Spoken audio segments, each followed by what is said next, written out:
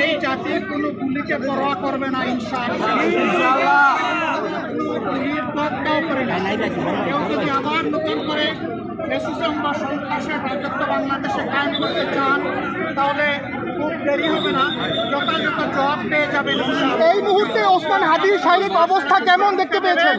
এবং কাউকে এই ধরনের নোংরামি করার সুযোগ দেওয়া হবে না। বাংলাদেশের মাটি কারো বাপদাদার জমিদারি না, এটা 11 কোটি মানুষের সম্পদ। এই সম্পদ পাহারা দেওয়ার দায়িত্ব আমাদের সকলে। আমরা পাহারাদারি করবো ইনশাআল্লাহ।